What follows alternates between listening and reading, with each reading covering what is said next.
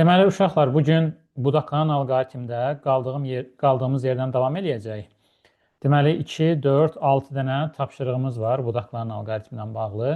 Sonra keçəcəyik dövrü alqoritmlərin blok sxeminin qurulmasına. Burada da bir neçə dənə giriş olaraq bir neçə dənə nümunə üzərində işləyəcəyik və bugünlük dərsimizi yekunlaşdıracağıq. İlk olaraq buradan başlayırıq. Amma əvvəlcə bir şey deyim, bəzilərinizdə qarışıqlıq olub. Bəzi qruplarda Udemy-dən olan ev tapşırığı ilə bağlı. Deməli, uşaqlar, Udemy-də baxın, alqoritm başlığı. Burada bölmə 13-dür, paragraf 12. 13-cü bölmə. Bura siz baxacaqsınız, görəcəksiniz ki, baxın 1, 2, 3, 4 dənə videodur. Bu videolara baxdıq, mövzuları öyrəndik. Sonra aşağısına baxın. Burada alqoritm test 1 gəlir. Bu testə daxil olursunuz. 70 suallıq testdir. Buradakı test tapşırıqları asan tapşırıqlardır. Yəni, əgər siz videolara tam baxmısınızsa, əvvəlki dərslərimizə də təkrarən baxmısınız, gözdən keçirmişsinizsə, bunları asanlıqla yazacaqsınız. Amma bunları asan formada yazmağınız, 70-ini də düz yazmağınız, yəni o demək deyil də, siz birinci qrup qəbul səviyyəsində alqoritmi tam öyrənmişsiniz. Burada olanlar təməl şeylərdir. Yəni, bunu öyrənmək o deməkdir ki, alqoritmlə bağlı təməl tapşırıqları həll edə bilirəm, təməl şeyləri öyrənmişəm və bundan sonra da keçəcək DIM test toplusu və Udemy-də olan digər tapşırıqlara. Aşağı hissədə də bax, 42 dəqiqəlik bir video var. Bunu tam işləyəndən sonra bu videoya baxın. Buradakı 70 sualdan çətin olanlarının, əslində çətin heç nə yoxdur, dediyim kimi, təməl şeylərdir.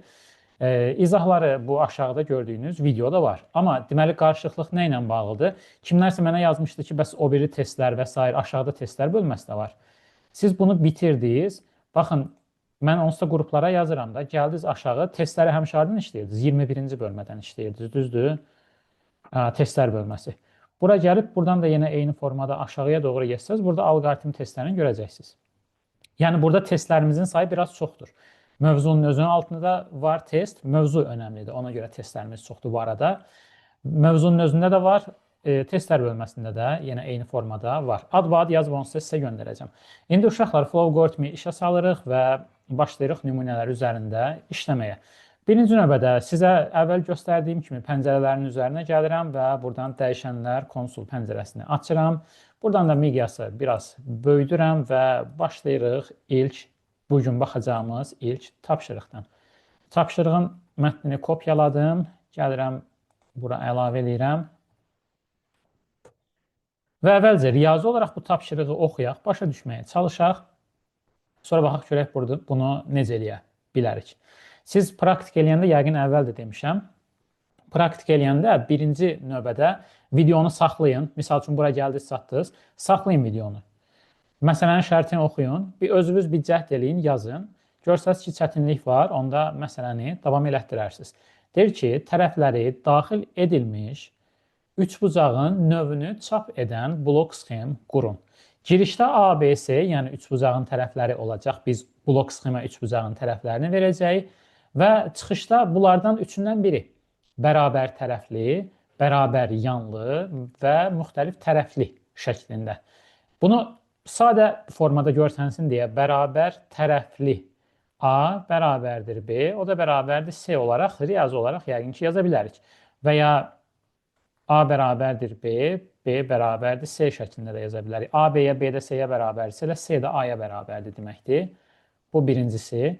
Burada isə bərabər yanlı, yəni misal üçün A B-yə bərabər ola bilər, sonra A C-yə bərabər ola bilər və yaxud da B C-yə bərabər ola bilər. Yəni bunlardan hər hansı bir dənəsi ödənirsə, bu deməkdir ki, bu bərabər yanlıdır. Və müxtəlif tərəfli, bu da standart A, B, C, üçü də bir-birindən fərqli. İndi uşaqlar, mən təməl şeyləri yazacağım. Siz də bir fikirləşin, hansı formada gedişləri eləmək olar. İlk öncə dəyişənlərimi təyin edəcəm. A, vergül, B, vergül, C. Burada verildiyi kimi 3 dənə dəyişəndən istifadə elədim. A, B, C olaraq. Və növbəti mərhələdə input tərəfləri daxil etməliyik. A-nı daxil edək. Input, gəldik buradan B-ni daxil eləyək.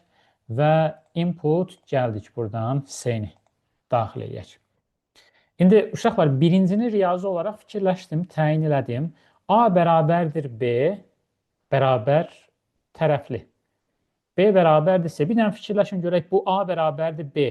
Biz and olaraq desək, yəni və B bərabərdir C-dirsə, bu dəqiq bərabər tərəflidirmi? Burada başqa nəsə bir şey ola bilərmi? A B-yə bərabərdirsə, B də C-yə bərabərdirsə, A da C də B-yə bərabərdir deməkdir. Hə? Dolayısıyla A da C-yə bərabərdir. Hə, təsdiqləyirsiniz, lap yaxşı. Onda belə qəbul edirəm ki, riyazi olaraq burada bir səhvim yoxdur. Onda biz bunu blok sxem olaraq and olsa olar. Hə, bəli, and yazacağam onun üstə. Blok sxem olaraq necə yazacaq? Gəlirik bura. Buradan şərt operatorunu tapırıq və yazırıq. Deyirik ki, A bərabərdir B and B bərabərdir C-dirsə. Düz yazdıq. A B-yə bərabərdir və B də C-yə bərabərdir. Onda gəlirəm sağ hissəyə. Buradan output əlavə edirəm və double kliklə içinə daxil oluram. Nə yazmalıyam? Yazmalıyam bərabər tərəfli. Bərabər tərəfli olaraq yazdım. Buradan OK düyməsini vururam. Biz burada əvvəl də sizə demişəm, uşaqlar, yəni burada mənfi və s. digər kənar şeylər fikirləşmirik. Biz məlumatları düzgün daxil edəndə blok sxemin düzgün işləməsi yetərlidir. Məlumatları düzgün daxil edəndə blok sxem düzgün işləyirsə, demək ki, biz tərəfləri düzgün daxil etmişik. Hə, burada ola bilər kəsir olsun, onda bu onsuz da bizim proqramımıza aid bir şey deyil. Siz kağız üzərində yazırsınız. Flow algoritmdə işləyəndə bunu real olaraq verə bilərsiniz ki, kəsr ədədlərdə daxilləsəz bir problem olmasın. Belə tərəfləri daxil elədik, bərabər tərəfli olmasını yoxladıq və bura bərabər tərəfli yazdıq.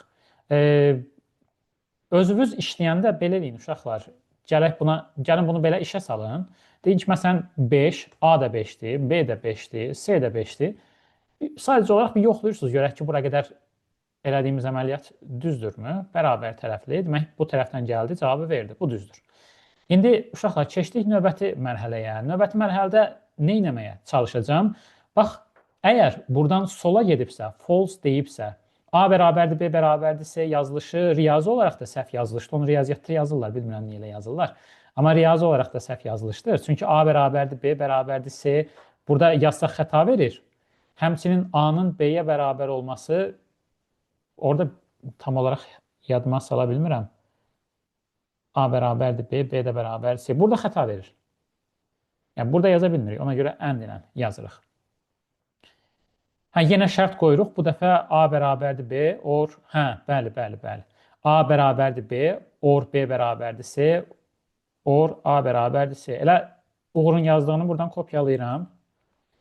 Bax, gəldik sol tərəfə və bu sol tərəfdən təzədən bir dənə də şərt əlavə eləyib, gəlib elə kopyaladım, yapışdırdım Uğurun göndərdiyi mesajdan. Baxın, görək hər şey düzdürmü? Yəni, OK vuraq, burada daha yaxşı görünəcək. A B-yə bərabərdir və yaxud da or B C-yə bərabərdir və yaxud da A C-yə bərabərdir. Hə? False da müxtəlif tərəfli, hə, bəli. Tamamilə doğrudur. False da müxtəlif tərəfli hala qalacaq. Və gəldik bura, output-u vurduq, yazırıq. Nə yazırıq? Yazırıq bərabər yanlı.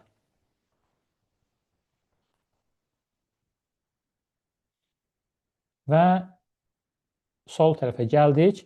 Yəni, indi burada sadə yanaşırıq da deyirik, uşaqlar bərabər tərəfli deyilsə, gələcək bura. Bərabər yanlı da deyilsə, onda gələcək bura. Bu da nə deməkdir? Müxtəlif tərəfli deməkdir. Burada gəldik, yenə dırnağın daxilində yazırıq. Müxtəlif tərəfli. Belə. İndi belə deyəcəyik. Bir balaca miqyası azaldım ki, tam bura ekrana yerləşsin və sürətimizi orta sürət qoyaq, işə salaq. Məsələn, 5, 6 və 4 deyəcəm. Burada müxtəlif tərəfli deməlidir. Bir dənə də bərabər yanlı olsun. İşə saldım. 5, 6 və 5 deyirəm. Gəldi. Bunu da bərabər yanlı olaraq təyin elədi. Mütləq həmişə buna diqqət eləyin. Yəni nə qədər düz yazdığınıza arxayın olsanız da, yenə də bir flow algoritmdə işləyirsinizsə bir yoxlayın. Baxın görək həqiqətən sizin fikirləşdiyiniz doğrudurmu? Yəni bir dənə buna aid, bir dənə buna aid, bərabər yanlıya, bir dənə müxtəlif tərəfliyə aid mütləq həmişə neçə dənə variant varsa, onlara uyğun nümunələr verin, ədədlər verin. Baxın görək bu düz olacaq, yoxsa yox. Bu arada bunu mütləq yadda saxlayın. Bundan sonra işləyəcəyimiz tapşırıqlara da, bundan əvvəl işlədiyimiz tapşırıqlara da aiddir. Bax, riyaziyyatda necə ki, bir məsələni müxtəlif formalarda, müxtəlif üsullarda həll etmək olur. Eyni şey burada da keçərlidir. Sənin ağlına hər hansı bir üsul gələr. Məsələn, sinif yoldaşının ağlına başqa bir üsul gələr. Yəni, sənin yazdığın düzdür, onun yazdığı səhvdir. Belə bir yanaşma eləmirik. Ola bilər ki, o başqa cür fikirləşib, başqa yolla gedib, sən başqa yolla və hər ikisi də düzdür. Hə, uşaqlar, şərti bura əlavə elədim. Siz şərti oxuyun. Nöqtənin koordinatlarına görə x və y-i nəzərdə tutur. Hansı rübdə yerləşdiyini təyin edən blok sxem qurun və deyir ki, x, y sıfırdan fərqlidir. Əvvəlcə burada x və y-i dəyişənlərdə təyin edirik və OK düyməsini vururuq. Bundan sonra inputa gəlirəm. X-i daxil elədim. Yenə inputa gəlirəm. Buradan da y-i daxil edirəm.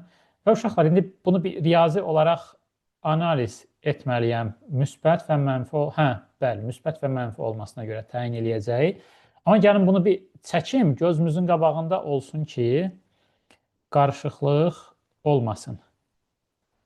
Deməli, x, y. Rüblər necə idi? Saat əqrəmi əksinə nömrələyirdik. Düzdür? 1, 2, 3 və 4-cü rüb olaraq bunları nömrələdim. Bundan sonra da bir işarələrini də sürətli şəkildə qeyd edirəm. X müsbət, y müsbətdirsə birinci rübdür. Burada mənfi müsbət olur. Düzdür? X-i mənfi.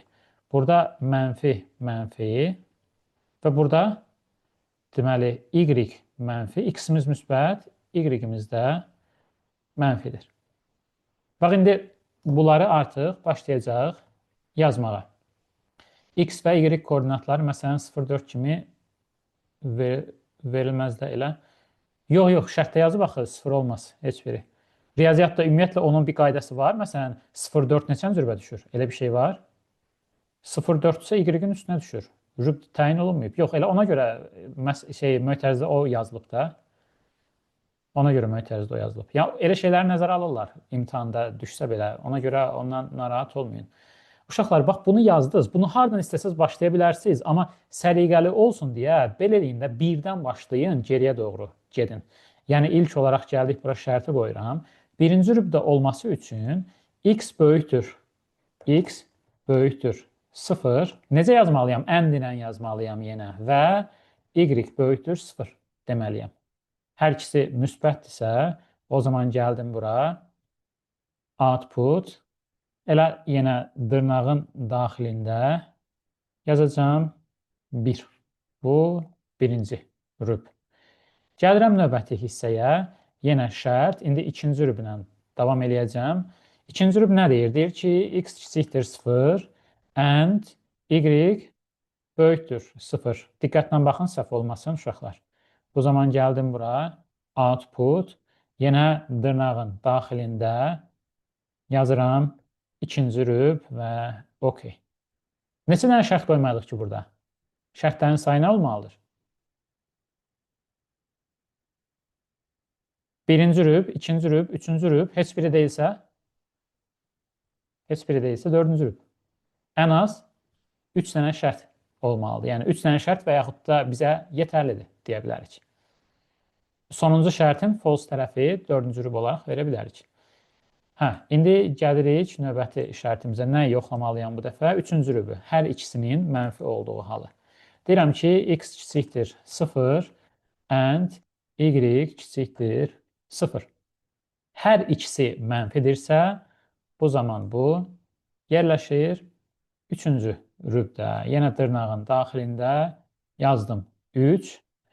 Biraz miqyası azaldım uşaqlar. Bax, birinci rübə yox deyibsə, 2-yə də yox deyibsə, 3-ə də yox deyibsə, demək bu dördüncü rübdür. Burada birbaşa output və yenə dırnağın daxilində yazacağım 4. OK də vurduq. Və burada yəni düzgün olduğunu görməkdən ötürü ən yaxşısı dördüncü rübə aid nəsə bir şey verib yoxlamaqdır. Təbii ki, dediyim kimi siz özünüz məşq eləyəndə bütün hallar üçün, bütün rüblər üçün qiymətləri verin, yoxlayın. Baxın görək hər şey qaydasındadır, yoxsa yox. Kodu işə salıram və dördüncü rübə aid x-ə 2 verəcəm. Dördüncü rübdə x-in müsbətdir. Və mənfi tutaq ki 4 olsun y. Belə. Bir dənə də üçüncü rüb üçün yoxlayacağım hər ikisinin mənfi olduğu halı. Burada da cavabımızı üçüncü rüb olaraq verdi. Və buradakı məlumatları da silirəm. Keçirik növbəti hissəyə. Uşaqlar, burada aşağıda düstur var. Bunu mən kopyalayıb oraya yapışdıra bilməyəcəm düsturdur deyə. Ona görə bunu sizə şəklini çəkmişəm əvvəlcədən. Şəkil üzərində göstərəcəm.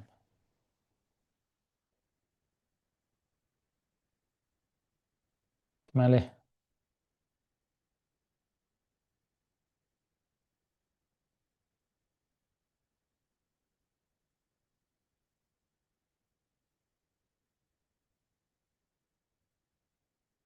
indi belə deyirik. Burada gördüyünüz kimi 2 dənə tapşırıq var. Bax, yəqin ki, indi görə bilirsiniz. Əvvəlcə bu yuxarıda olana baxacaq. N dəyişəninin daxil edilmiş ixtiyari qiyməti üçün aşağıdakı hesablamanı icra edən blok sxem qurun. Uşaqlar, N dəyişəninin daxil edilmiş ixtiyari qiyməti deyir. Burada birinci növbədə şərtlərlə bağlı fikirləşməlisiniz. Hər şərtin sonu oval qoymalıyıq. Yox, burada göstərdiyim kimi. Bunlar deyirsən, bu dairələri, yox, buna ehtiyac yoxdur. Biz kağız üzərində yazanda belə bunları adi xətdən birləşdirə bilərik. Bunlara dairələrə ehtiyac yoxdur. Ovallar bunlardır normalda, başlanğıc və son olan hissələr. İndi onu müəyyənləşdirməliyik ki, bir dənə şərt bizim üçün yetərlidir, yoxsa yetərli deyil. Bunu da qarışıqlıq olmasın deyə uşaqlar belə eləyə bilərsiniz. Bax, ədəd oxu üzərində baxa bilərsiniz. Bundan bağlı testlər də işləyəcəyik bu arada. Deməli, birinci n-i fikirləşin. N hansısa bir ədəddir. Birinci şərt deyir ki, n və n-dən böyük hissə. İkinci şərt də deyir ki, n-dən kiçik hissə. Mən də deyirəm ki, əgər buna yox deyirəmsə, mütləq bu olmalıdır. Düzdür, bir də gəlib aşağıdakını yoxlamağa ehtiyac yoxdur. Ona görə burada bəli, bir dənə şərt bizim üçün yetərlidir. Bir dənə şərt. Yəni, baxın, normal bir ədəd fikirləşində hər hansı bir şey, yəni sənin götürdüyün ədəd ya 0 və ya 0-dan böyükdür, deyilsə mənfidir. Yəni 0 və ya müsbət deyilsə mənfidir. Başqa onsuz da variant yoxdur, riyazi olaraq yəni. Başqa çarəsi yoxdur. Ona görə deyirik ki, burada şərti bir dəfə yoxlamağımız yetərlidir. Dəyişənlər hissəsinə gəlirik. Burada bir dənə f var, bir dənə n var, başqa da bir dəyişənimiz yoxdur. OK vururam və nəyi input eləməliyik, giriş eləməliyik? N-i. N-i daxil edəndən sonra gəlirik növbəti mərhələyə. Biraz miqyası böyüdüm, rahat görəsiniz. Növbəti mərhələyə və şərt. Elə buradakı birinci şərti götürüb yazıram bura. Amma necə yazırıq? N böyükdür, bərabərdir. Yan-bayan. 0. Bu yazılışlara diqqət edin. Böyükdür, bərabərdir. Bu zaman nə olacaq? Bunu belə eləyə bilərsiniz, uşaqlar. Birbaşa output yazıb, outputun içində n+2 yaza bilərsiniz. Və yaxud da belə eləyə bilərsiniz. Götürərsiniz bura, hesablama, deyərsiniz ki, bu tərəfdə f bərabərdir n üstəgəl 2. Bax, bu şəkildə. Çap verməzsiniz, f-i hesablasın deyərsiniz. Və sol tərəfə də gəlirsiniz, sol tərəfdə də bu qalıb. N kvadratı plus 5. Burada gələrsiniz, hesablama, f bərabərdir. Uşaqlar, n kvadratını belə də yaza bilərsiniz. Plus 5, n vur n şəklində də yaza bilərsiniz. Necə istəyirsiniz, o formada yazın. Bax, kvadratı belə yazdım. N kvadratı şəklində. Və ya dediyim kimi, n vur n. Və buradan da f-in hesablamaları artıq hazırdır. Aşağıya gəlirik. Bir dənə output qoyuruq. Burada yazırıq f. Dediyim kimi, bu f-lərin hesablama olan hissələrinə birbaşa output qoyub, outputun içində n plus 2 və ya sol tərəfdə n kvadrat plus 5 də yaza bilərsiniz. Amma praktik eləyəndə bu hesablamalara əliniz çox öyrəşsin deyə belə yazmağınız daha yaxşıdır. İndi, məsələn, mənfi 2 verəsi olsam, mənfi 2 nə olacaq? 4 plus 5-dən 9. Gəlin bunu bir mənfi 2 ilə yoxlayaq. 9-u verdi. Bir dənə də məsələn, müsbət 2 ilə yoxlasaq, onda da 4 verməlidir. Hə? 2 plus 2.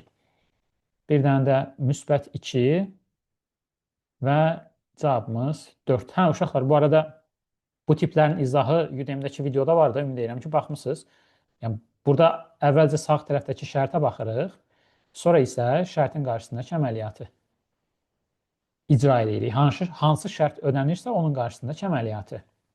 Dəyişənə qiymət, bir dənə suallarınıza baxım. Dəyişənə qiymət mənimsətlikdə düzbucaqlıda yazırıq, yoxsa paralleqramda? Yox, dəyişənə qiymət mənimsədiriksə, əgər bərabərlik yazırıqsa, mütləq düzbucaqlıda, mütləq.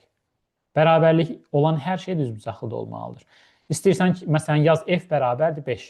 Bərabər varsa, sən bunu quranda yazırsansa, mütləq düzbucaqlı. Hər bir düzbucaqlıdan sonra buralara da output qoymaq olar, amma məsələn, imtahanda da vaxt baxımından sərfəli deyil o. Ona görə İbrahim ya belə ən axırda, ya da ki, bu f-ləri götürüb ümumiyyətlə f-in yerinə outputları qoyub, elə birbaşa outputun içində n plus 2. Da orada f bərabərdir yazmayacaq. Qoy bunu göstərim. Məsələn, bura gəlirik. Buradan birbaşa output qoyuruq. Bunun içərisində belə yazırıq. n plus 2. Da f bərabərdir şəklində yox. Sadəcə n plus 2. Burada da n kvadratı plus 2. Hə, təbii ki, burada olan şeylərin hamısı kağızda doğrudur. Burada olanların hamısı. Yəni, tərsinə ola bilər. Deyə bilərik ki, kağızda yazmaq olar, amma məsələn, flow algoritmdə işləmir. Elə ola bilər, amma burada yazdıqlarımızın hamısı kağızda doğrudur. Burada yaza bilmədiklərimizi ola bilər ki, kağızda yaza bilərik. Uşaqlar, aşağısında bunun oxşarı var. Bir dənə belə eləyim, gəlin bu ikisini müqayisə eləyin.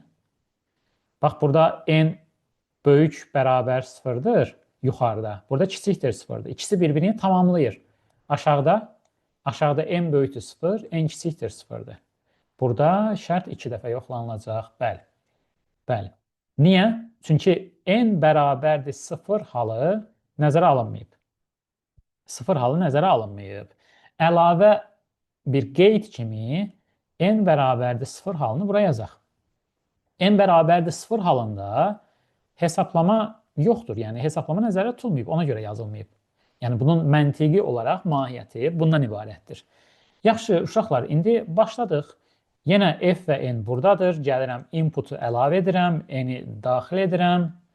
N-i daxil eləyəndən sonra elə buradakı ardıcılığına gedirəm. Gəlirəm, şərt bloku, birinci şərti qoyuram və yazıram. Birinci şərtimdə də n böyükdür 0. Birinci şərtimi yazıram.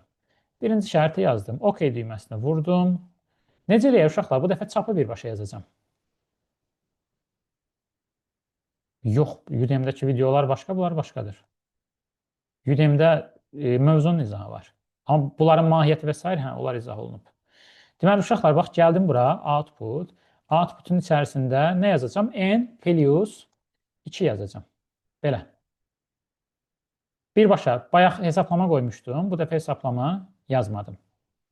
Hə, true hissəsində n plus 2. Gəldik false hissəsinə. False hissəsində nə etməliyəm? Yenidən şərti yoxlamalıyam. Mənfi olan hal üçün hesablamam n kvadratı plus 5-dir. Deyirəm ki, əgər n mənfidirsə, yəni n kiçikdir 0-dırsa, sağ tərəfə gəlirəm və yenə output qoyuram burada və nə yazıram? Yazıram. Bu dəfə belə yazıram. N vur n, bayaq kimi olmasın. Plus 5, yəni n kvadratı plus 5-i bu dəfə n vur n plus 5 şəklində yazdım. Bayaq dediyim kimi, ikisi onsuz da riyazi olaraq eyni şeydir. Hər ikisini yaza bilərsiniz. İndi uşaqlar, bunu yoxlayacağım. Bayaqki formatda. Misal üçün, müsbət 2 ilə yenə yoxlayıram. 2 ilə yoxlayanda gəldi bura, 4-ü verdi.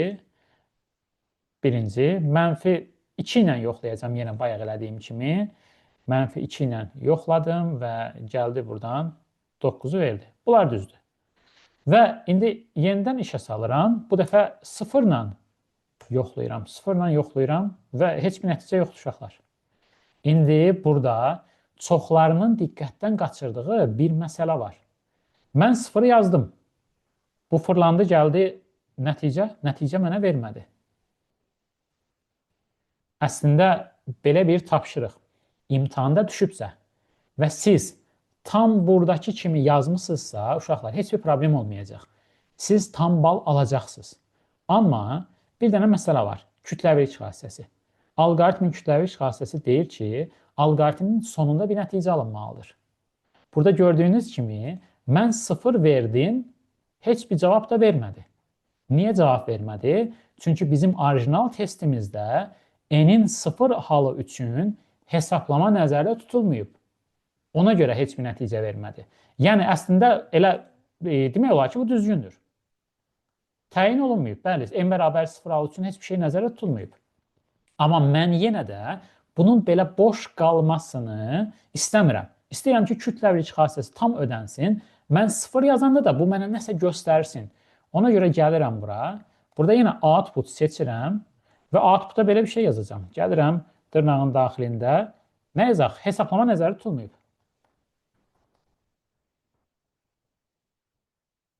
Nəzərdə tutulmayıb. Belə qısaca yazdım.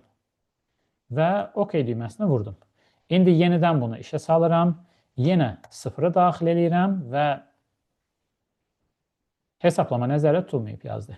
Baxın, uşaqlar, bayaq dediyim kimi, bu sizi narahat eləməsin. Siz bunu boş bıraxsanız, tutaq ki, bu imtahanda düşüb, bu sol tərəfi boş bıraxsanız da sizə tam bal verəcəklər. Heç kəs sizin ona görə balınızı kəsməyəcək. Amma daha yaxşı görünsün deyə, daha professional olsun deyə bu boş qalan hissələrdə məntiqi nə gəldi yazmırıq da təbii ki, məntiqi bir şeylə doldururuq. Yəni, misala baxırıq, deyirik ki, n bərabər 0 halında hesablama yoxdur və bura elə ona uyğun bir şey yazırıq. Bunu sadəcə bir şərt kimi yazmaq olardı? Yox. Bir şərt kimi necə yaza bilərik? Bir şərt kimi yazsaq, bunun yox qolunda n kvadratı plus 5-i yazmalıyıq. N kvadratı plus 5 və mən əgər burada birbaşa n kvadratı plus 5 yazsam, 0 verəndə o 0-ın kvadratı plus 5 hesablayacaq.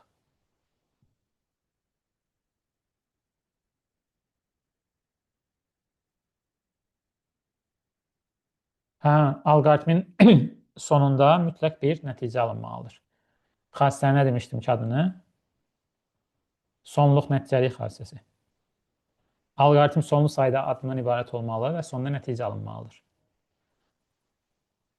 Səhv demişdim xassənin adını.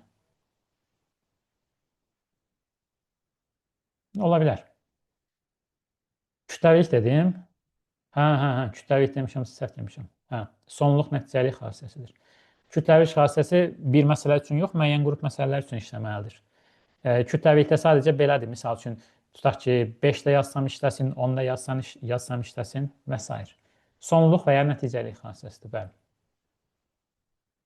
Ödənməyən xassəmiz. Amma dediyim kimi, yenə də narahat olmuruq. Buna görə balımızı kəsməyəcəklər.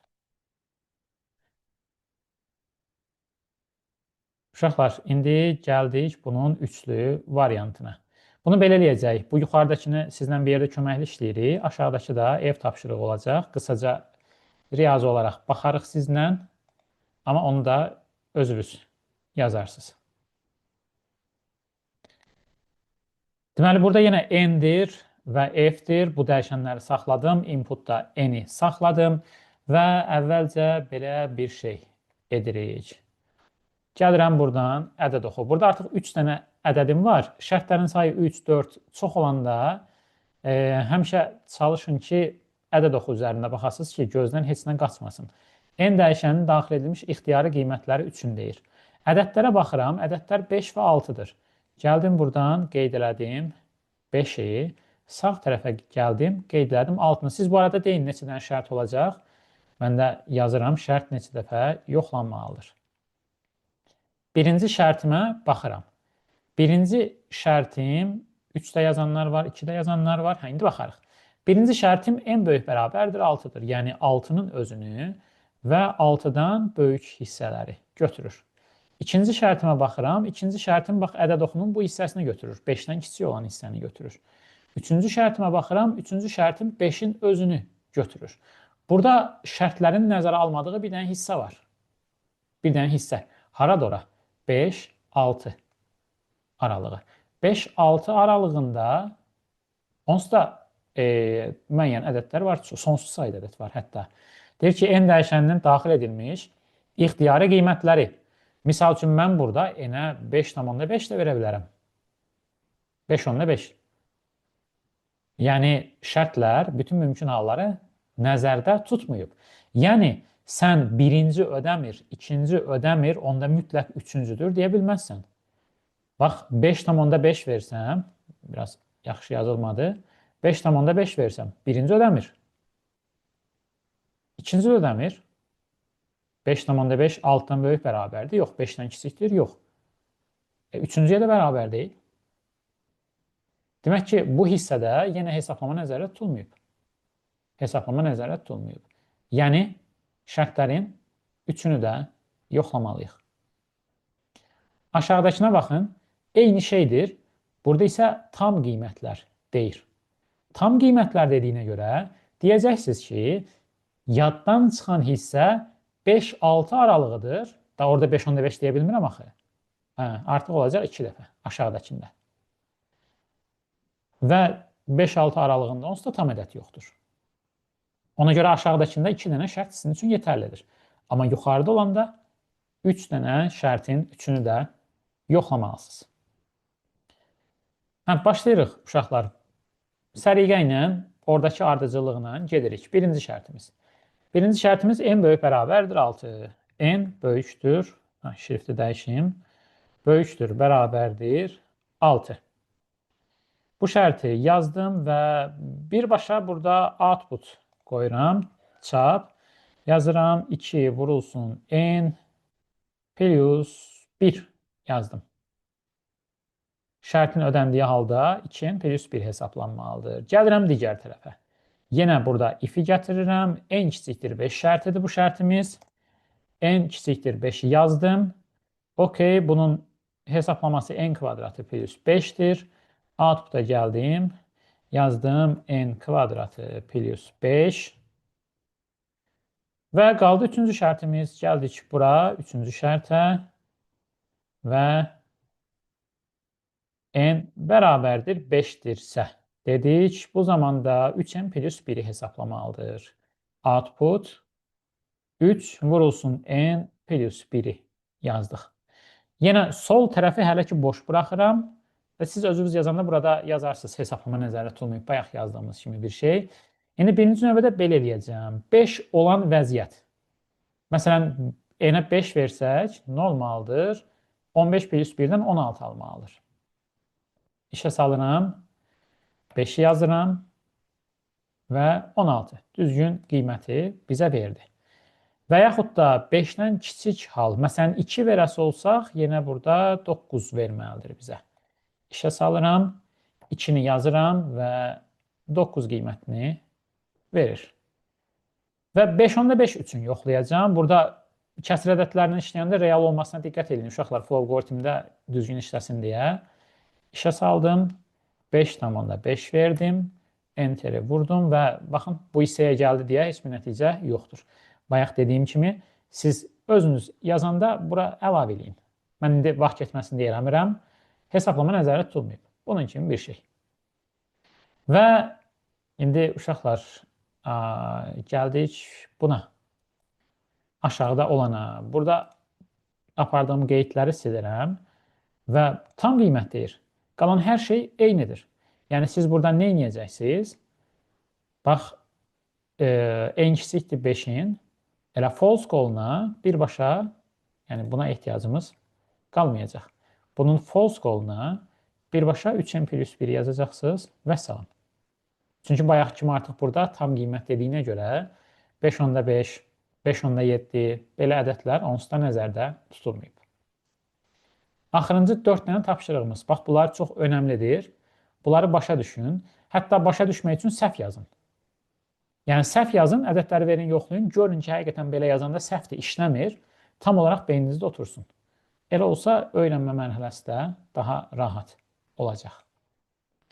Belə uşaqlar, burada artıq bitirdik biz budaqlanan alqoritmləri. Dövrə alqoritmlərə giriş eləyəcəyik. Amma dövrə alqoritmlər çətin deyil. Bayaq kimsə soruşmuşdu, mesaj bölməsinə yazmışdı, dövrə alqoritmlər çətindirmi? Çətin deyil. Sadəcə belə bir məsələ var. Bunlara öyrəşməlisiniz. Müəyyən bir vaxt ala bilər öyrəşməyiniz. Amma nə qədər çox praktik eləsəz, o öyrəşmə müddəti də o qədər qısa çəkəcək. Dövrə alqoritmlərdə hansısa əməliyyatlar təkrar-təkrar icra olunur və siz həmin təkrarlanmaları bir yerə yığırsınız, bir-biri ilə bir növ bağlayırsınız. İndi birinci buradan nümunəmizi götürürəm, kopyaladım, bura yapışdıraq.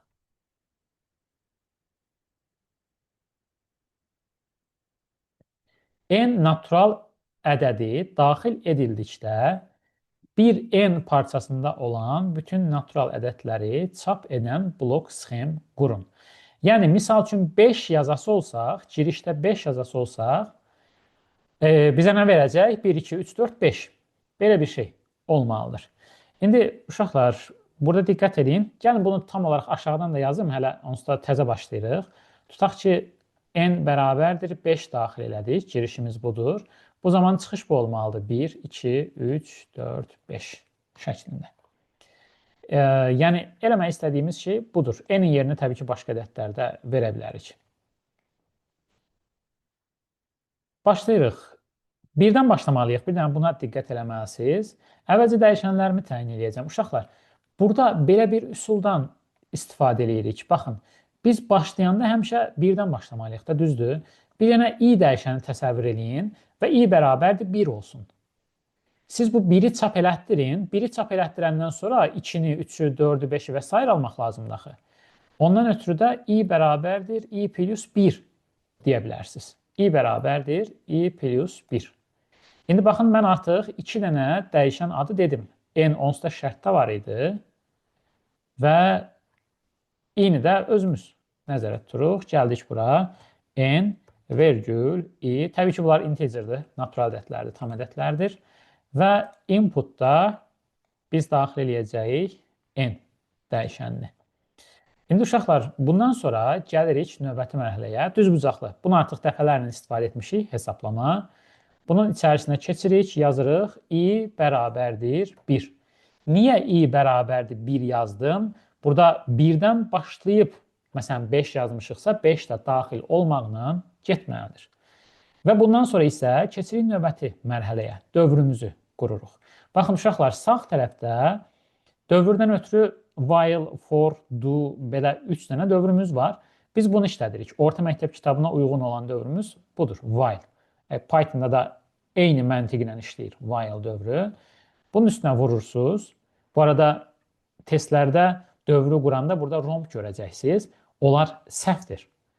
Orta məktəb kitabında səhv verildiyinə görə məcburən DİM-də də, DİM-in test toplusunda da, çünki Dövlət İmtahan Mərkəzinin işi orta məktəb kitabında nə verilibsə, nə soruşulubsa, yəni nə öyrədilibsə daha doğrusu, onları soruşmaqdır. Oradan kənara çıxa bilmirlər, dərslikdən kənara çıxa bilmirlər. Ona görə DİM-də də orta məktəbdə səhv olduğuna görə testlər səhv tərtib olunub. Normalda biz bundan əvvəl nəyə baxırdıq? Budaqlanan alqoritmlərə baxırdıq. Amma indi dövrlərə baxırıq. Siz testlərdə görəcəksiniz ki, dövrləri də göstərəndə rombdan istifadə edirlər. Amma burada bu içinə while yazandan istifadə edəcəksiniz. O köhnə formatdır. Flow algoritm elə bir şey ola bilməz axı. Səndəki flow algoritm, məndəki flow algoritm. Bəlkə hansısa bir köhnə versiyası nə vaxtdansa qalar və s. Orada ola bilər. Deməli, uşaqlar, while-in içərisində şərt yazacaqsınız. Şərt. Və hələ ki şərti yazmıram. Gələcəksiniz bura, output-u qoyacaqsınız və bura i yazırsınız. I-ni çap eləsin. İndi biz i-yə nə demişik? 1 demişik. 1-i çap elədi. 2-ni almaq istəyirəm daha sonra. Gəlirəm aşağı hissəsinə, hesablama qoyuram. Deyirəm ki, i bərabərdir i plus 1. Belə. İndi deyin, bu şərtin içərisində nə yazım? Nə yazmağım doğru olar?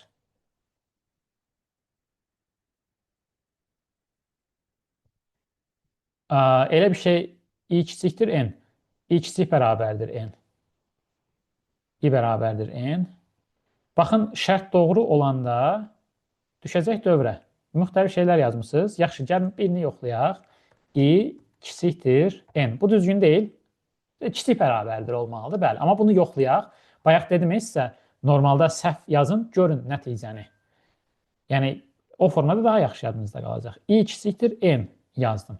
İndi baxın, gəlin bunun sürətinə baxaq. Görək sürət nədir? Orta olsun. Başlatdıq. Elə buradakı kimi 5 yazacağım. 5 yazıram və başlayır. Bax, 4-də dayandı. Niyə 4-də dayandı? Çünki bax, bu 4-ü çap eləyəndən sonra burada gəlir bunu 5 eləyir. 5 eləyəndən sonra n-ə 5 vermişik axı. 5 kiçikdir 5. Yox, deyir və dövrdən çıxır. Sonuncu qalır, bəli. Ona görə nə edəcəyik? Burada i kiçikdir, bərabərdir. N yazırıq ki, sonuncunu da götürsün. İndi təzədən işə salıram. Yenə 5 yazıram və gördüyünüz kimi burada fırlanır. Uşaqlar, daha rahat, daha yaxşı görə bilməkdən ötürü dövr alqoritmində hərəkətlər, dövrlər başa düşmək zamanı çox önəm daşıyır. Siz belə eləyin. Gəlin buradan sürəti salın ən aşağıya, slow eləyin bunu, ən aşağı sürət. İndi 4 ilə yoxlayacağım. İşə salın, ədədi verin və yavaş-yavaş necə hərəkət edir? İzləyin bunun gedişatını.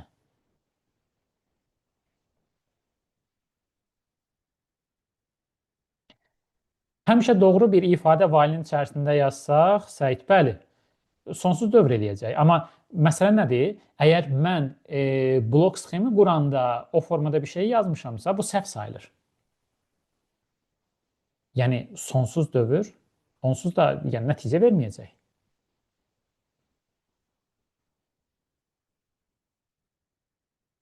İmtahan kağızına yazacaq formada. Uşaqlar, Dövlət İmtahan Mərkəzi, birinci, bunu əvvəlki dərslərdə demişəm də, bu üstünə xətt çəkdiyim lazım deyil. Yəni, kağızda necə yazacaqsınız?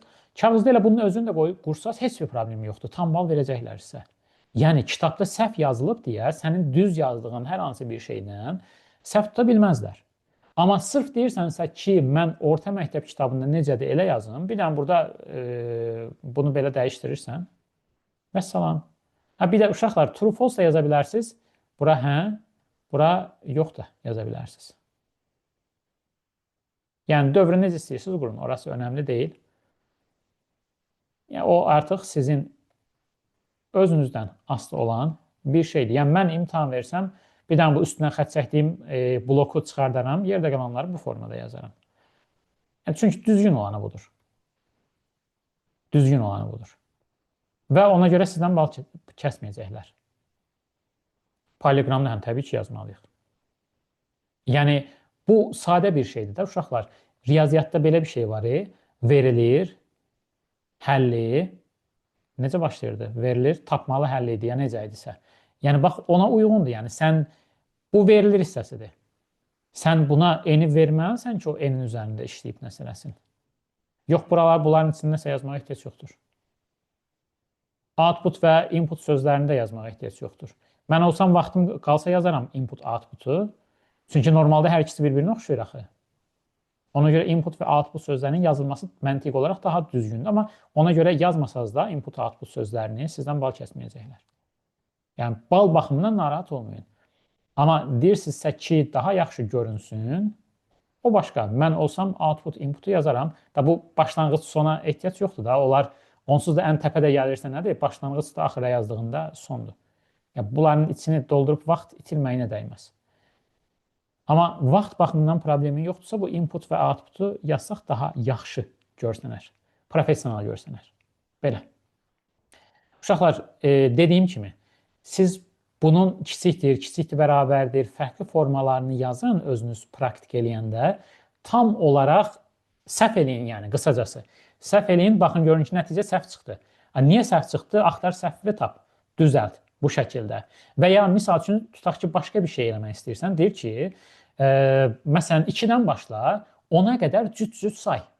Burada demir, məsələn, n versən, bu şəkildə gəlsin. İndi belə təsəvvür elə ki, sən 10 verəcəksən, bu da 2, 4, 6, 8 bunları çap eləsin.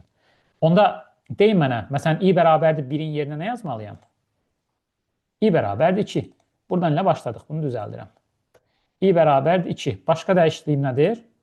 i plus 2. Bəli. Bura gəlirəm. i plus 2. Yəni bunu belə təsəvvür edin ki, deyir ki, sən hər hansısa bir ədədi daxil edirsən, n ədədini və birdən başlayaraq n də daxil olmaqla cüt ədədləri çap eləsin. Məsələn, 11 versən, 10-da dayanacaq. 10 versən, onun özündə çap eləməlidir. Və bunu işə salıram. Sürətimiz çox zəifdir. Ona görə 8 ilə yoxlayacağım. Çox vaxtımız yetməsin. Belə ağır-ağır 2-2 artırır, çap eləyir. 2-2 artırır, çap eləyir. Yəni, bəzən i bərabərdir 1 yazmışam. Bunu götürüb əzbərləyirlər ki, hə, i bərabərdir 1 yazmalıyıq. Bu mütləq deyil. Bu, sənin işləyəcəyin məsələdən asılı olaraq dəyişən bir şeydir. Bax, bu tip fərqli riyazi şeylər fikirləşin özünüz üçün. Təkcə mənim göstərdiklərim yox da. Özünüzdə nəsə sadə şeylər ağlınıza gələndə götürün onu, yazın. Addıma baxırıq, ad və başlanğıc qiymətə baxırıq. Əgər bu tip bir məsələdirsə, yəni i-dən istifadə edib çap elətdirəcəksənsə, başlanğıc qiymət nədirsə, i həmin başlanğıc qiymətləri almalıdır. Bunlar imtihana düşməyəcək qədər asandır uşaqlar. Bunların çətinləri deməyək, bunlar çətin deyil. Bu hələ əlifba kimi bir şeydir. Yəni elə bil ki, sən 11-ci sinifdə imtahan verirsən, hələ 1-ci sinifdəsən. Yəni necə ki, 11-ci sinifin axırında səndən hərfləri soruşmayacaqlar və ya 9-un buraxılışında. Hal-hazırda keçdiyimiz şeylər də onun kimi şeylərdir. Təməl olan anlayışlara baxırıq. Ola bilər, çətin görsənə bilər. Amma biraz praktik eləyəndən sonra, məsələn, tutaq ki, normal şəkildə işləyəsi olsanız, bir aydan sonra qayıdıb buna baxanda sizdən də kimsə soruşsa, mən deyən kimi reaksiya verəcəksiniz. Hələ ki, kiməsə çətin gəlir, təzə başlayırıq deyə ola bilər, çətin gəlir. Amma mənim dediyim formada düzgün şəkildə praktik eləyəsi olsanız, səhv yazın, dəyişdirin, bunun ətrafında başqa şeylər yazın. O formada eləyəsi olsanız, bir də riyazi yanaşmanız olmalıdır, təməl riyaziyyat. Yəni, burada 9-cu sinifə qədər riyaziyyat yetərlidir onsuz da. Baxdığım hissələrdə. Sadəcə biraz praktika, ondan sonra görəcəksiniz ki, hər şey asandır. Elə blok sxem qurun ki, n natural ədədi daxil edildikdə n-dən başlayaraq ədədlər azalan sırada çap edilsin. Bir çap edildikdən sonra ən sonda son çap olunsun deyir. Bu dəfə vəziyyət biraz fərqlidir uşaqlar. N bərabərdir, tutaq ki, 5 daxil ediriksə, bu dəfə belə olmalıdır. 5, 4, 3, 2, 1, bir də axırda son çap olunmalıdır. İndi burada necə eləyəcəyik? i bərabərdir. i-dən istifadə eləmək istəmirəm uşaqlar. i-ni yox eləyək, bir dənə n-dən istifadə eləyəcəm.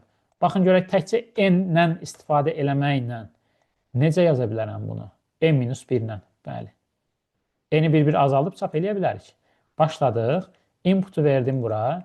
Deyirəm ki, n daxil olunsun. Şərtimi nə qoyum, yaxşı? Gəldim bura. Şərti bir fikirləşək görək, şərti necə eləyək? Nə vaxt çıxmalıdır? n böyük bərabərdir 1. n böyük 0 da qoya bilərəm də, düzdür? n böyük bərabər 1 və ya n böyükdür 0. n böyük bərabərdir 1. Sonra yadıma salarsınız, bir n böyük 0-ı da yoxlayarıq. Belə. Və gəldim bura. Tutaq ki, nə demişdik? 5. 5 daxilləmişəm. N-ə 5 böyük bərabərdir 1. Bəli. Gəlsin bura. Output deyək. 5-i çap eləsin. Və necə demişdiniz? N bərabərdir n minus 1-lə azaldırıq. N bərabərdir n minus 1 yazdıq. OK düyməsini vurduq. Və indi bir dənə bunun sürəti çox yavaş idi. Orta eləyək. Bir dənə də buna 5 verək. Başladı gördüyünüz kimi əməliyyatlar. Və nəticəni verdi, amma tam deyil. Bir də axırda son yazmalıydı. Uşaqlar, bura son yazsaq, hər dəfə 5 son, 4 son, 3 son yazacaq. Amma dövrdən çıxandan sonra bura son yazsaq, false-dan sonraya. Gəldik bura, output, dırnaq və dırnağın daxilində son. Böyük hərflə yazdım, nəysə, önəmli deyil.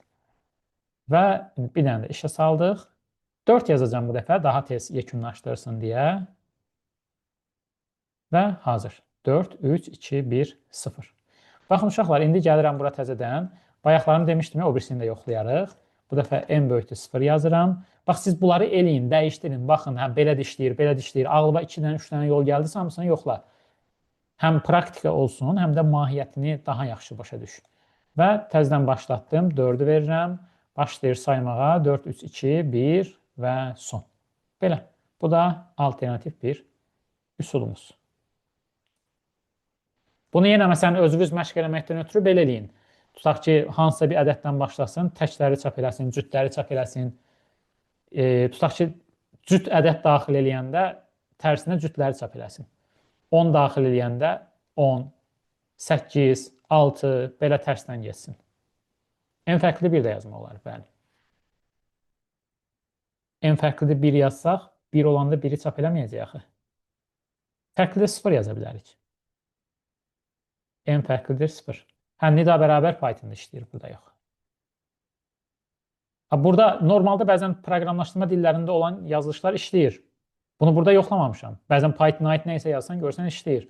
Amma işləsə belə kağız üzərində yazmağımız düzgün deyil. Çünki nida bərabərdir, konkret olaraq Python-ın özünün sintaksinə aiddir.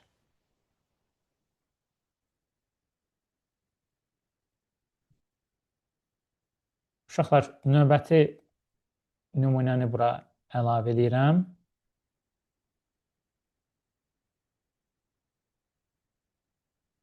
Buradan bu hissəni də delete-dən silirəm. Şərti oxuyaq. Natural A və B ədədləri üçün AB parçasındakı bütün tam ədədləri çap edən blok sxem qurun. Uşaqlar, indi burada baxın, -2, 4 verilir. Bu mənfi ilə işləmək biraz ola bilər ki, çətin kimi görsənsin. Bunun əvəzinə gəlin biz belə eləyək. A bərabərdir 4, B bərabərdir 10. Tutaq ki, bu şəkildə bir şey verdik. O zaman bu bizə 4, 5, 6, 7, 8, 9, 10 çap eləməlidir. Və yaxud da biraz daha balaca eləyək. 4, 8 deyək. O zaman 4, 5, 6, 7, 8. Bir dənə şərti oxuyum. A və B ədədləri üçün AB parçasındakı bütün tam ədədləri çap edən blok sxem qurun, deyir. Çalışacaq ki, minimum dəyişəndən i istəmirəm yenə. I bərabərdir A yazıb B-yə qədər artıra bilərik. Amma i-ni istəmirəm, bayaqki kimi. Təkcə necə bayaq n-lə getmişdik, bu dəfə də təkcə A və B ilə getməyə çalışaq. Elə i A-dırsa, elə A olaraq saxlayaq, A-nı B-yə qədər artıraq. O şərtə ehtiyacımız yoxdur, uşaqlar. Əgər burada bizə A kiçikdir B verirsə də o şərti yoxlamırıq. Yəni, ədədləri daxil eləyəndə bu qaydanı nəzərə al daxil demək istəyir bizə. Yəni, demək istəyir ki, A kiçik ədəddir, parçanın başlanğıc yeri. Hə, A plus 1-dən gedə bilərik, bəli. B də parçanın bitdiyi yerdir. Bax, buradan dəyişənlərimiz A, vergül, B. 2 dənə dəyişənimizi təyin elədik. Gəldik, input, A kiçik ədədimiz, input, B, B də böyük ədədimiz. İndi başladırıq. Dövrün şərtini yazın mənə, deyin. Dövrün şərti nə olmalıdır? Nə qədər ki, B böyük bərabərdir A. Nə qədər ki, A kiçik bərabərdir B. Hə, ikisi də eyni şeydir onsuz da. Nə qədər ki, A kiçik bərabərdir B və ya B böyük bərabərdir A. Neynəsin? İlk öncə output A, sonra növbəti mərhələ A plus, artıq mesaj bölməsinə yazmışsınız. A plus 1. Belə. Və baxın, görək nəsə yaddan çıxan bir şey var. Yoxlayaq da bunu. Yoxlayaq, işə saldıq. A-ya 4-ü dedim, B-yə 8. Başladı 4, 5, 6, 7, 8 və belə. Nəticə artıq gördüyünüz kimi hazırdır. Hə, uşaqlar, indi bax, səhv eləyin dediyim şey budur. Bunu buradan sildim. Gəlirəm bura, yuxarı tərəfə, əlavə edirəm, deyirəm ki, A bərabərdir A plus 1. Bu düzdürmü, səhvdirmi?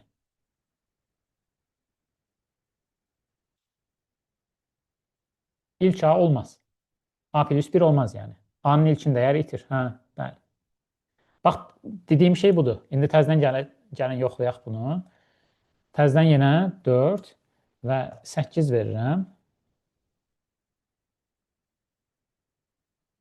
Bax, belə.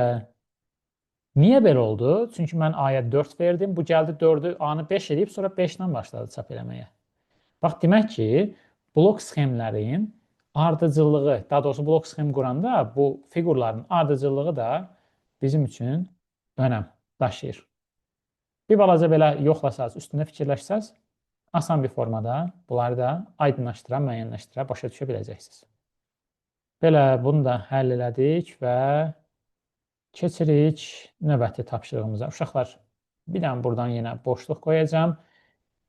Siz çalışın ki, bugün baxdığımız bu təbii ki, əvvəlcə budaqların alqoritmi üzərində işləyin. Sonra bugün baxdığımız bütün nümunələr üzərində işləyin. Biraz əvvəl dediyim kimi fərqli variantlarını fikirləşin. Biraz daha fərqli necə olar? Ondan geriyə 2-2 azalsın və s. Yəni ağlınıza gələn bütün şeyləri yazmağa çalışın həmin məsələlərin ətrafında.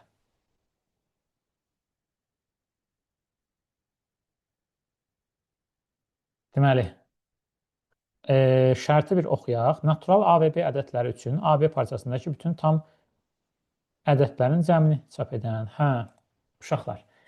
İndi burada önəmli bir məsələ var. Bu Udemy-də dərsdə də bunu izah eləmişəm. Orada 2 dənə nümunə var. Bir hansısa ədədlərin cəmi var, bir də faktorial var. Ədədlərin bir-birinə vurulması. Bax, sən əgər cəm hesablayacaqsansa, başdan S bərabərdir 0 yazacaq. Bəli. Başdan əvvəlcədən bir dəyişən götürürsən. Gəlirəm bura, yuxarı hissəyə dəyişənimi yazıram S. Belə. Və başlanğıcda S bərabərdir 0 götürürəm. Uşaqlar, biz aşağıda dövrün içində toplama əməli icra eləyəcəyik. Yəni, bunların ikisini də silirəm. Əgər sən toplama əməli aparacaqsansa dövrün içində, o zaman dəyişənə başdan 0 qiymətini verirsən. Bunun məntiqi səbəbi var. 0 toplama zamanı neytraldır. Əgər vurma eləyəcəksənsə, o zaman dəyişənin ilkin qiyməti olmalıdır 1. Bəli. Çünki vurma zamanında neytral, yəni nəticəyə təsir eləməyən ədəd 1-dir. Bizdə indi toplamadır. A, B ədəd parçasındakı bütün tam ədədlərin cəmini çap edən blok sxem qurun deyir. Deməli, eyni cür A-nı daxilə, B-ni daxilə, bir dənə S əlavə edib, S bərabərdir 0 dedik. Nə qədər ki A kiçikdir B, bayaqki kimi parçadakı bütün ədədləri götürmək istəyirəm. Gəlirəm bura, əvvəlcə S bərabərdir S plus A yazıram və yenə bayaqki qaydada, bəli, A-nı bir-bir artıracam.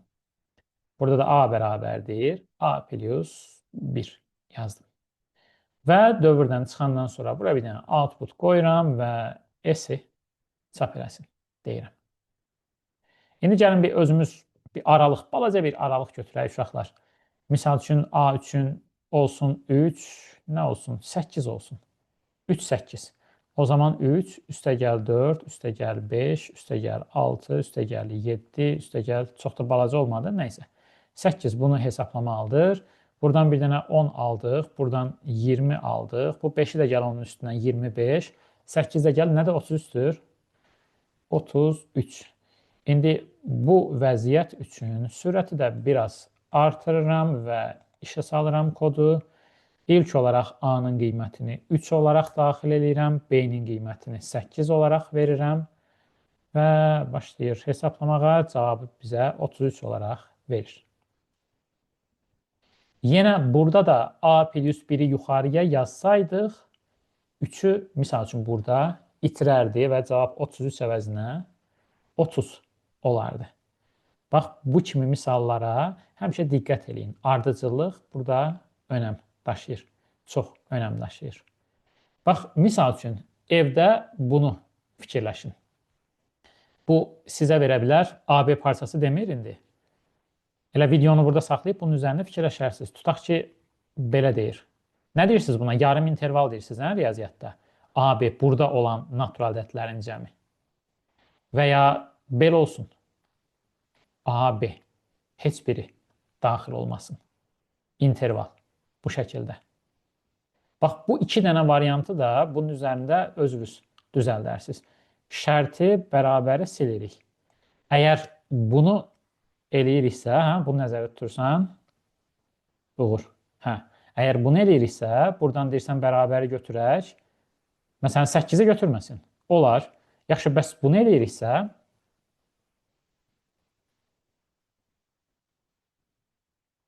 A da daxil deyil, B də daxil deyil. Hə, onda əvvələ A plus B əlavə edib, hə, 3-dən canımızı qutara bilərik, hə? Hə, olar. Yerini də dəyişə bilərik. S bərabərdir. Aha, bax, hərənin ağlına bir fikir gəlir.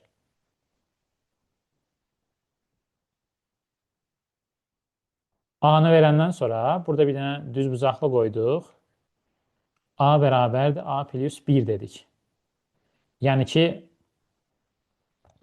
buradakı məsələn 3 deyildi. 3-ü toplamasın deyə gəldik burada 4 aldıq. 3-ü 4 elədik. Olar. A bərabərdir A plus 1-i yuxarıya çıxarsaq 4-dən başlayar. Hə, şərtə də diqqət edib ümumiləşdirə bilərsiniz.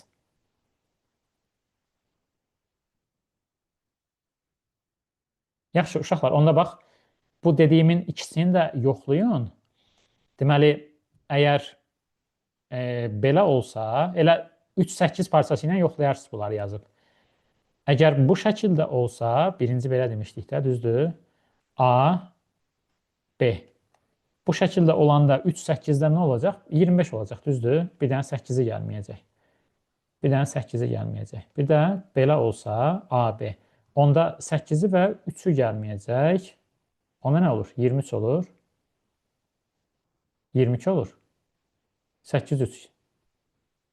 Deməli, 4, 5, 9. Altında gəl 15. 7-də gəl 22. Hə, belə. Bax, elə bunun bu iki variantı da ev tapşırığı. Hər ikisini yazın. A-nı, B-ni verin. Amma bu qiymətləri yoxlayın, alın. Əmin olun ki, düz yazmısınız. İndi burada dediyiniz müxtəlif üsullarda yoxlayın. A plus 1 yazmaq, burada bərabərliyi çıxartmaq kimi və ya bunların ikisinin yerini dəyişmək kimi variantların hamısına baxarsınız. Belə uşaqlar, deməli, bir dənə faylımıza qayıdaq. Burada saxlayacağım. Bir dənə də bura boş slayd əlavə elədim ki, yadımızda qalsın harada qaldığımız. Dövr alqoritmlər çox önəmlidir, amma indi birdən-birə davam eləyəsi olsaq, nə bilim 10 dənə, 15 dənə tapşırığa baxası olsaq, kiminsə əvvəlcədən məlumatı varsa problem olmayacaq, amma yeni öyrənməyə başlayanlar, əvvəlcədən aşağı siniflərdə blok sxem qurmayanlar üçün müəyyən çətinliklər olacaq. Ona görə burada saxlayırıq. Bunlar üzərində işləyin, praktik edin, tam olaraq mahiyyətini başa düşün. Növbəti dərsdən artıq danışacaqlarımızda çətinlik səviyyəsi də qəbul proqramına uyğun olacaq. Belə, saat neçədir? 22:06-dır. Artıq sınağımız da başlayıb. Gəlin videonu saxlayayım əvvəlcə.